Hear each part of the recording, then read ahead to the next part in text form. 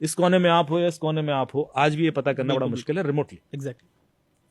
तो मैं सोचा कि यार ये कैसे कर रहा था, इतना कैसे पता किया इसने। थोड़ा गूगल सर्च किया तो पता पड़ा कि एक मुझे रिसर्च पेपर मिला, ओके। और फिर उसी तरीके से वो क्रिमिनल पकड़ा भी गया, हमने उसको पकड़ा भी था। वो पूरा इंसिडेंट नहीं बताऊंगा कि वो आप मेरे पॉडकास्ट में सुनिए जाके स्टोरीज। बिल्कुल बिल्कुल। लेकिन करता वो कैसे था कि आपके घर में एक चीज होती है, जब आप किसी के घर जाते हैं तो आज सबसे पहले क्या मांगते हैं? पानी मांगते हैं? एग्जैक्टली। नहीं। परमिशन। आप मांगते हैं वाईफाई। ओके, हाँ वाईफाई। किसी घर जाते हैं कि साहब पहले यार वाईफाई दो, कुछ फटाफट कुछ करना है। तो आपके घर का वाईफाई, जैसे वहां वाईफाई राउटर लगा हुआ है, मैं जब वाईफाई राउटर के पास जाता हूं तो मेरा फोन का सिग्नल लेवल बढ़ने लगता है। एग्जैक्टली। जब मैं उससे दूर जाता हूं तो कम होता जाता है। मेरे हर कमरे में घर के सिग्नल लेवल अलग होता है, हर दीवार पर सिग्नल लेवल अलग है।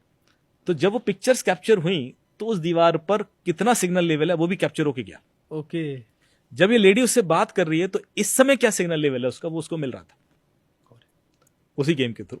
So basically he could figure it out कि इसके आसपास क्या होगा। तो जो वाईफाई का सिग्नल लेवल है उससे वो लोकेट कर पा रहा था कि लेडी बेडरूम में है कि ड्राइंग रूम में है अरे और किस ओरिएंटेशन में। तो ये बड़ा खतरनाक लगा, मुझे लगा, मैंने कहा यार इस हद तक क्रिमिनल जा सकता है, और दैट टू लॉन्ग बैक। मैं आगे रिपीट कर रहा हूं कि क्रिमिनल्स आर ऑलवेज इनोवेटर्स, ये इतने इनोवेट करते हैं। और दूसरी चीज मैं हमेशा बोलता हूं कि जो जितना भी इनोवेशन दुनिया में होता है उसका जो पहला यूजर है वो एक क्रिमिनल होता है।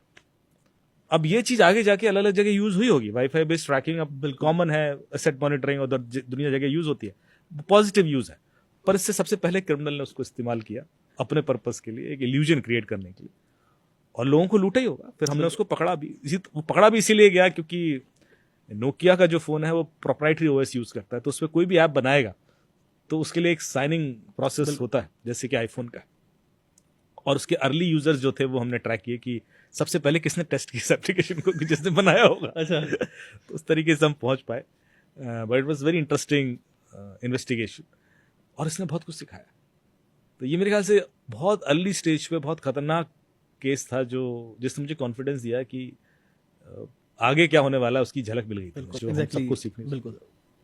सर एक चीज और बताएं इसमें कि आप इन्वेस्टिगेट करते हैं चीजों को, आप सबसे आगे रहते हैं एक तरीके से साइबर क्राइम इन्वेस्टिगेटिंग जब आप होती है चीजों में, तो आप पे पर्सनल अटैक नहीं हुए कुछ? होते हैं। तो किस बिल्कुल तरीके होता से है। आप उसको, मतलब आप पे तो और सोफिस्टिकेटेड होते होंगे ना, उसको पता होगा कि यार ये बंदा जो है ना ये सब कुछ जानता है मेरे बारे में, तो बिल्कुल 10 बंदे लोग जो एक्सपर्ट होता है वो मिलके आप पे अटैक करते होंगे। नहीं वैसे देखिए, ऑर्गेनाइज तरीके से इसलिए होते हैं क्योंकि दो तरह से लोग आपसे परेशान होते हैं।